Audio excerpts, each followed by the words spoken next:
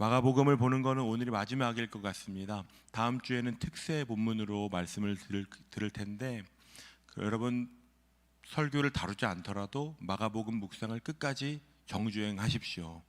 나중에 몰아서 보지 마시고 하루하루의 볼 분량을 잘 보면서 따라오시면 이 마가복음 가운데에 있는 그 비밀들, 그 하나님의 아름다우신 일하심과 또한 예수 그리스도의 사역들이 속도감 있게 기록되어 있는 것들이 여러분의 삶에 속도감 있게 나타나는 것을 경험하게 되실 겁니다.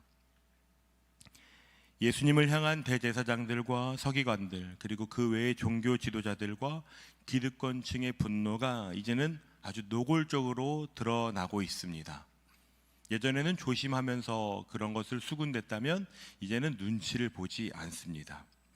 왜냐하면 예수님께서 다루셨던 주제들, 여러분 12장 13장 한번 나중에 보시면 세금 논쟁이나 부활 후에 일어나게 될 일이나 서기관에게 율법을 가르친다니, 이건 정말 말도 안 되는 일이었을 겁니다. 그 누구보다 율법을 잘 아는 사람에게 율법을 가르친다니,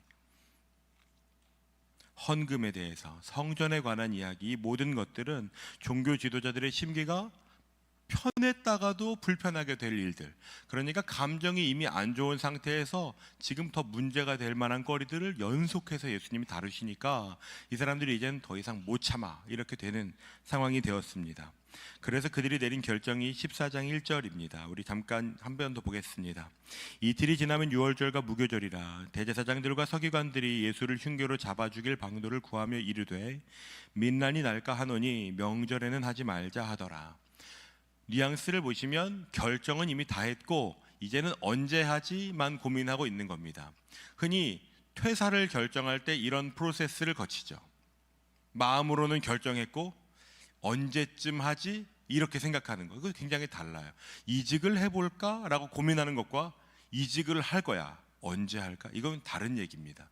이 사람들은 지금 예수님을 잡아 죽일 방법을 생각하는 지경에 이르렀죠. 단 지금은 안 될 것 같아. 시간만 보고 있는 중입니다. 왜 그러냐 하면 모든 히브리인들은 하나님의 명령에 따라서 유월절과 칠칠절과 초막절을 지켜야 했습니다. 하나님께서는 그들이 하나님을 기억할 수 있도록, 하나님의 구원의 은혜 아래서 우리가 살아가고 있구나라는 것을 고백할 수 있도록 유월절을 허락하셨고, 우리가 지금도 하나님의 은혜로 먹고 마시고 있지 무일푼으로 살아갈 수밖에 없는 우리에게 하나님이 결실을 맺게 하셨어. 그 칠칠절을 고백하게 하시고, 초막절을 통해서 앞으로도 그 은혜를 소망하며 살아가는 거야. 하나님은 과거와 현재와 미래를, 우리를 영원히 통치하시는 분이셔 라고 하는 그 고백을 잃어버리지 않도록 영적인 리듬을 만들어 놓으신 것입니다. 예수님 당시 때에도 많은 히브리 사람들은 이 전통과 하나님의 명령에 따라 오늘 우리가 구정 명절이 되면 자연스럽게 가족들을 만나러 가는 것처럼 온 이스라엘 민족이 이 명절을 지키러 예루살렘을 향했습니다. 유대인들은 심지어 이 절기에 시편에 있는 몇 편들의 편지를 읽어가면서 성전을 향하는 풍습도 있었습니다. 히브리 사람들이 반드시 지켜야 되는 절기 중에 그 중에서도 가장 중요한 게 뭐야? 세 가지 중에도 제일 중요한 거, 여러분 영화를 보실 때 이젠 10분 요약도 안 본대요. 사람들이 5분 정도, 5분의 영화를 다 볼 수 없죠. 근데 영화를 다 보는 건 별로 관심 없고 결말이 어떻게 다는지만 궁금해. 저는 킹덤이라는 드라마를 안 봤습니다. 무서워가지고. 근데 대충 스토리는 알아요. 요약을 다 해줘가지고. 그러니까 이 명절들 중에서 제일 중요한 게 하나가 뭐야 라고 하면 그건 아마 유월절일 것입니다. 이 유월절이라고 하는 절기는 이스라엘 민족의 정체성과도 관련된 절기입니다. 다 잊어버려도 이거는 기억해야 되는 것이죠. 출애굽기 12장 27절을 함께 읽어보겠습니다. 너희는 이르기를 이는 여호와의 유월절 제사라. 여호와께서 애굽 사람에게 재앙을 내리실 때에 애굽에 있는 이스라엘 자손의 집을 넘으사 우리의 집을 구원하셨느니라 하라 하매 백성이 머리 숙여 경배하니라. 성경을 출애굽기 보신 분들은 아시겠지만 애굽에서 종살이하던 이스라엘 백성들이 이 애굽 땅에 내려진 10가지 재앙 중에 마지막 재앙, 바로의 아들을 포함한 모든 장자가 죽임을 당하는 그 재앙 앞에서 그들은 하나님께서 이 장자를 치실 때 어린 양을 유월절의 양으로 잡고 그 우슬초 묶음을 가져다가 피를 적셔서 문 사방에 뿌리는 것, 그 행동으로 인해서 하나님께서 우리를 구원하셨구나, 패스오버 하시는구나 라는 것을 경험하게 되었을 겁니다. 다음 화면 한번 보여주시겠습니까? 그래서 여호와께서 그 문을 넘으셨어, 유월이라고 하는 그 절기를 지키는 것이죠. 본문에서도 이 유월절을 말할 때 유월절과 무교절 이렇게 말하고 있는 것은, 유월절은 곧 저 때와 같이 무교병을 먹으면서 그날 밤이 지나가는 것을 기다렸던 그 풍습을 그대로 가지고 있는 것을 의미하는 것입니다. 당시에 얼마나 많은 사람들이 예루살렘에 모여들었는지는 잘 모르지만 오늘처럼 SNS가 있거나 뉴스가 있거나 이런 건 아니니까, 그런데 감사하게도 유대 역사가들 중에서 그때의 분위기를 기록해준 고마운 사람들이 있습니다. 요세푸스라고 하는 사람이 자신의 책에서 이렇게 기록했습니다. 대제사장이 로마 황제인 네로에게 유월절 예루살렘에서 희생양으로 잡은 양의 수, 그러니까 그 양의 수가 25만 6,500마리라고 보고했다고. 저 때 당시에 26만 마리 정도의 어린 양을 바쳤어 라고 하는 객관적인 기록이 있는 것이죠. 당시 유월절 규정으로는 성인 남자 10명당 어린 양 한 마리씩은 바쳐야 되는 규정이 있습니다. 그러면 지금 유월절을 지키기 위해서 예루살렘에 그때 당시에 왔던 사람의 수는 잘 안 잡아도 약 300만 명 정도가 되었을 수 있겠네라고 하는 계산이 서는 것입니다. 이것은 몸이 좀 부정하거나 이방인들은 세지도 않은 숫자, 타지에서 온 유대인들만 센 숫자가 아마 적게는 200만 명, 많게는 300만 명 이상 되는, 누군가는 이게 좀 과장된 거야 라고 보는 사람들도 있지만 이런 기록들도 있습니다. 역사적인 기록들에 많은 사람들의 방문을 대비해서 안식일에 가기 알맞은 거리에 마을을 만들고 그곳에 사람들이 쉴 수 있는 공간을 만들었다고. 그 마을 주민들은 예루살렘을 향하는, 오늘날로 하면 산티아고 순례길 같은 느낌의 그러한 분위기가 나는 사람들이 머물 수 있는 여관들을 만들고 의식에 필요한 집기들을 제공할 준비들을 하고, 그런 것들이 막 무역에 막 동원돼 가지고 수입되고, 모든 길과 다리는 그 전에 보수공사를 해서 어마어마한 인파가 오더라도 감당할 수 있게끔 하자, 이렇게까지 준비했다고 합니다. 그 수많은 사람들이 모이는 때에 예수님을 잡아 죽이기에는 정치적으로 좀 부담이 됐겠죠. 이 사람들의 여론이 언제 어떻게 바뀔지 모르니까. 그래서 우리가 혹시라도 실수해서 우리가 가지고 있는 이 종교적인 기득권을 다 빼앗기지 않을까, 민란이 일어나지 않을까 하는 생각을 하고 있는 것입니다. 아마 예수님도 지금 판이 어떻게 돌아가는지 알고 계실 겁니다.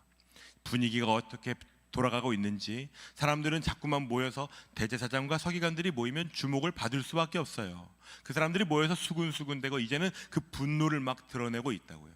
여러분, 아마 오늘 본문에 있는 여인도 알았을 겁니다. 예수님께 지금 나아가면 내가 주목받을 수도 있어 라는 것을 알았을 거예요. 부담이 되었을 수 있죠. 그런데 그 분위기 안에서 오늘 본문이 흘러가는 것입니다. 예수님께서 지금 예루살렘에서 약 동쪽으로 3km 정도에 있는 베다니, 누군진 정확하게 모르지만 나병 환자 시몬이라고 하면 당시의 사람들은 그 사람이라고 알만한 사람의 집에서 식사하고 계시는 것 같습니다. 시몬이라는 사람의 이름이 워낙 많아가지고 그 사람이 누군지 정확히 몰라도 아마 아팠던 사람이거나 지금도 아프거나 예수님의 은혜를 입었거나 예수님이 지금 함께 하시면서 은혜를 주고 계시거나, 그 사람의 집에서 예수님께서 식사하고 계십니다. 이 예루살렘 땅에 헬라 문화가 들어오면서 원래는 좌식으로 앉아서 먹던 문화가 점점 기대에 앉아서 식사하는 문화가 되었어요. 구약 성경에 보면 그 기대에 앉아서 식사하는 것은 좀 좋지 않은 것으로 묘사하기도 하지만 그게 이제는 주류가 되었습니다. 예수님도 기대에 앉아서 식사를 하고 계시는 중이었고, 그때 기대에 누워 식사하게 하는 건 손님 접대를 잘하는 것 중에 하나로 여겨졌습니다. 그러니까 이 나병 환자 시몬이 예수님을 아마 극진히 모시고 싶었던 것 같아요. 감사한 게 있었겠죠. 예수님께서 식사하고 계시는데 그때 한 여인이 도착하는 것입니다. 우리 3절 말씀 함께 읽어볼까요? 예수께서 베다니 나병 환자 시몬의 집에서 식사하실 때에 한 여자가 매우 값진 향유 곧 순전한 나드 한 옥합을 가지고 와서 그 옥합을 깨뜨려 예수의 머리에 부으니. 성경은 이 두 사건을 한 번에 일어나는 일로 그리고 있습니다. 예수님이 식사를 하고 계시고 여인은 들어와서 예수님 앞에 지금 이것을 붓고 있는 거죠. 거의 동시에 일어나는 일처럼. 그런데 그 여인의 손에 들린 걸 성경은 정말 구체적으로 이야기합니다. 매우 값진 향유, 심지어 순전한 나드 한 옥합. 이건 여러분 오늘날도 사람들이 만약에 들고 다니면 다 알만한 그런 귀중품 중에 하나로 여겨졌던 것입니다. 당시에 이것을 들고 다니는 건 이미 일반적이지가 않고, 그거 너 그렇게 들고 다니면 안 되는 거야, 사람들이 그렇게 말할 만한 정말 진귀한 거, 평소에 한두 번 볼까 말까 한 것이었습니다.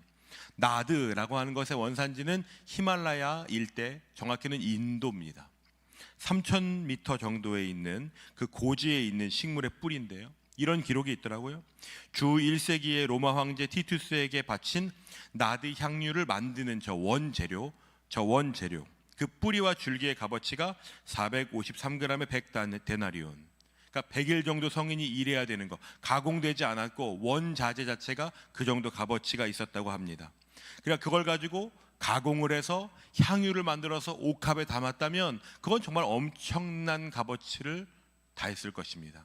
여러분 머릿속에 내 연봉이 얼마더라? 그 정도 되는 겁니다. 지금 이거를 사람들이 뭐라고 하냐면, 그거 가난한 사람들한테 팔아주면 300데나리온 받을 거야. 여러분 아시죠? 파실 때와 사실 땐 다릅니다. 어디 환전하는 데 가서 왜 저는 손해를 봐야 하죠라고 말하면 진짜 이상한 거예요. 그러니까 지금 이 사람은 더 비싸게 산 거예요. 이걸 되팔아도 못 받아도 그 정도 받는 돈이야 라고 말하고 있는 거죠. 엄청난 값어치가 있는 겁니다. 휘발성이 또 얼마나 강한지 몰라요.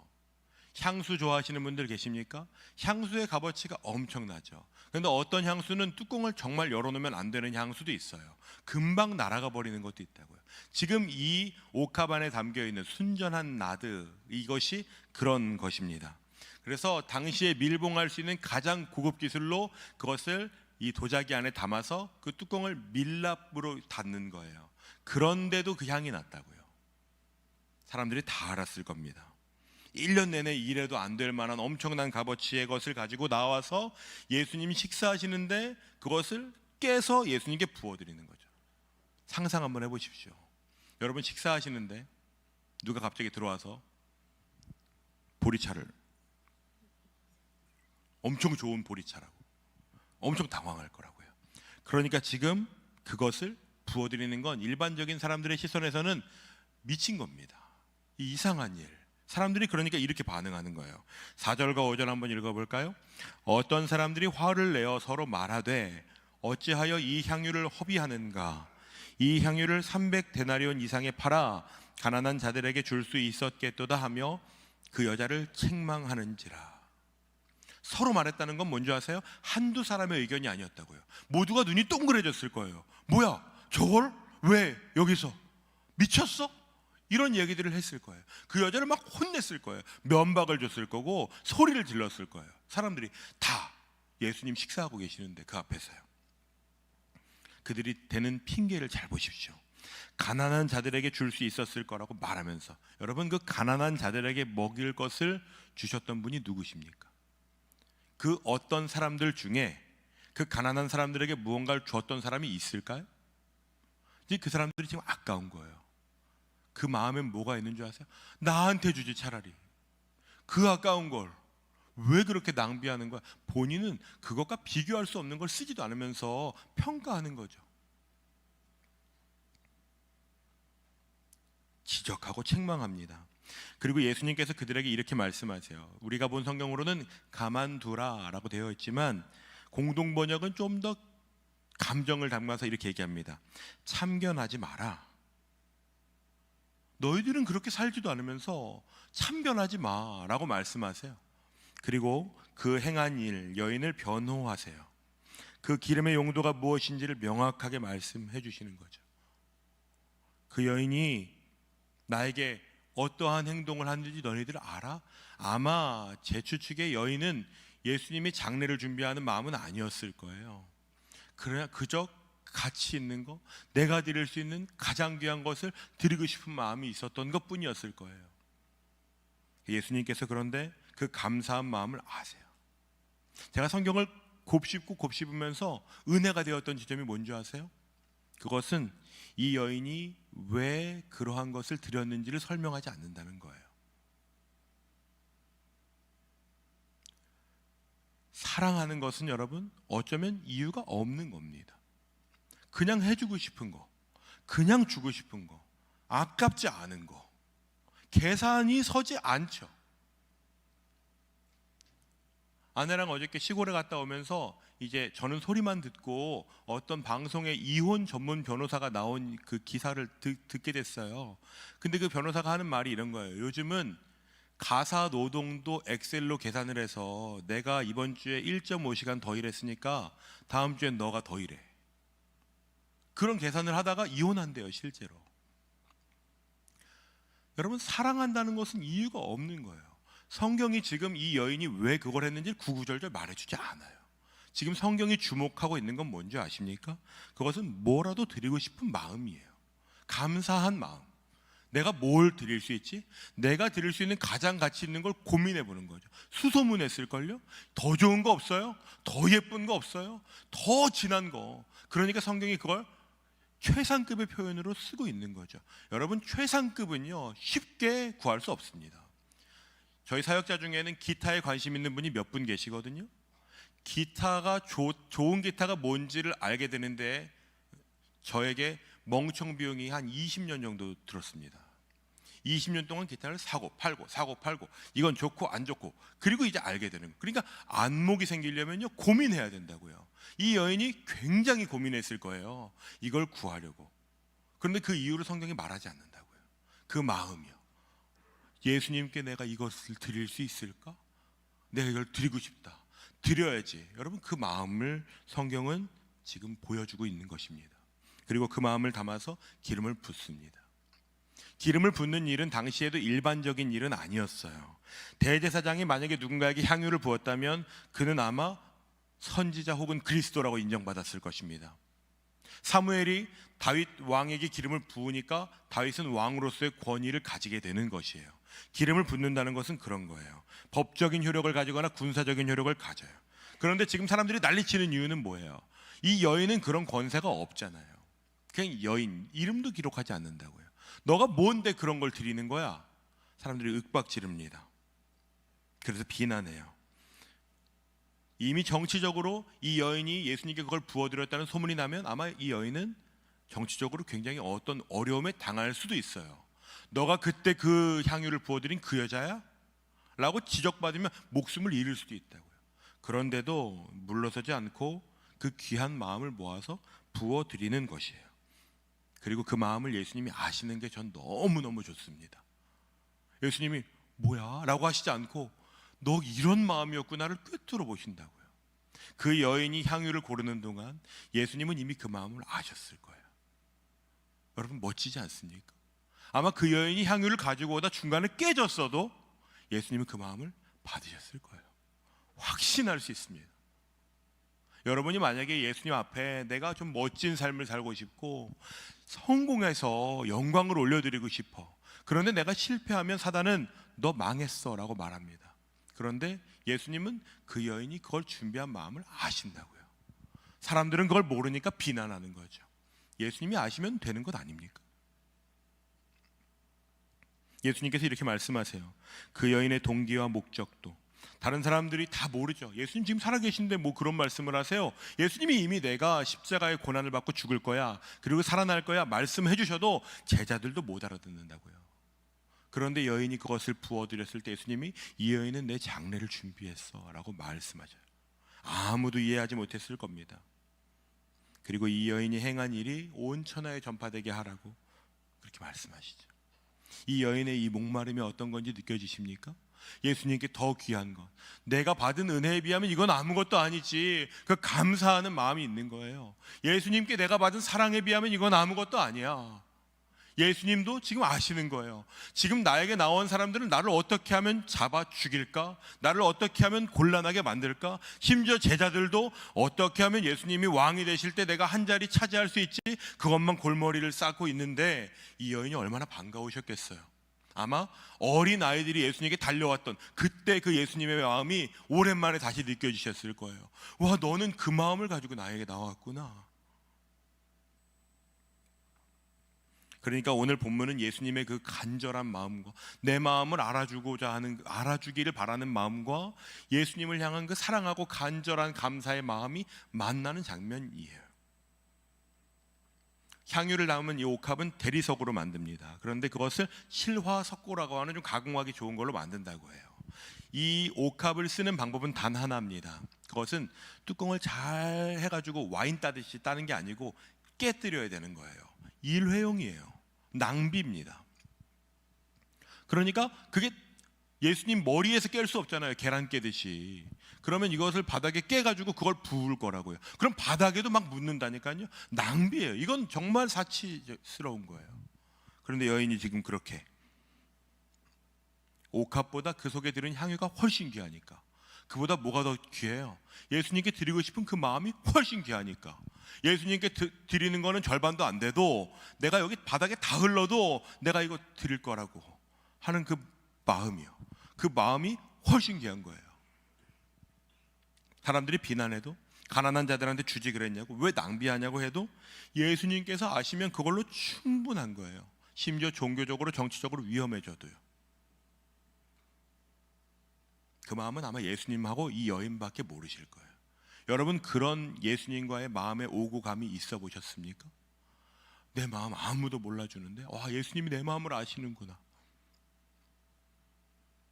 내가 어떤 작은 결단 하나 했는데 예수님이 그걸 덜컥 받으시는 것 같은, 이미 감사한 마음뿐만이 아니라 아마 드릴 게 이거밖에 없어서 막 마음이 상해버렸을 거예요. 더 좋은 거 드리고 싶은데, 더 잘 드렸어야 되는데 아마 평생 후회했을 것 같아요. 이건 상상이지만 조금만 잘 깨서 더 드릴 걸, 막 이런 생각 하지 않았겠어요? 그리고 그런 마음 가운데 예수님이 그 일이 내게 좋은 일이야 라고 말씀하세요. 여러분, 오늘 본문을 이렇게 적용하는 건 진짜 위험합니다.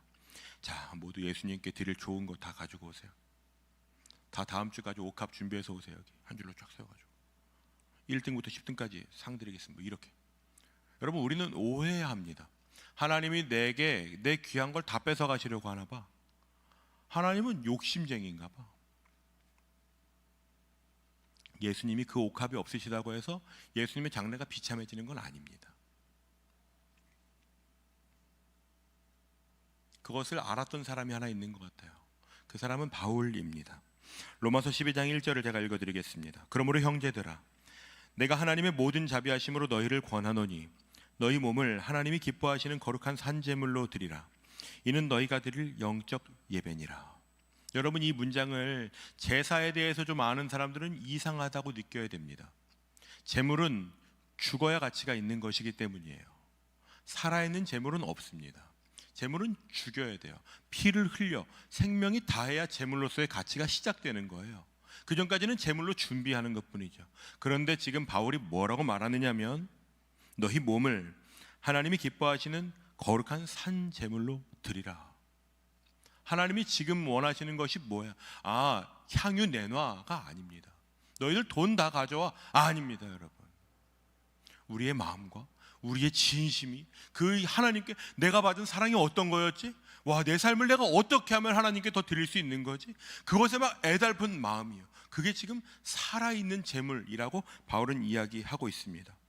우리의 과거와 현재와 미래를 책임지시는 하나님, 그 세 가지의 절기를 통해서 하나님이 가르치고 싶었던 거, 지금 대제사장들과 서기관들은 그 절기에 대한 건 압니다. 그런데 하나님의 마음은 몰라요.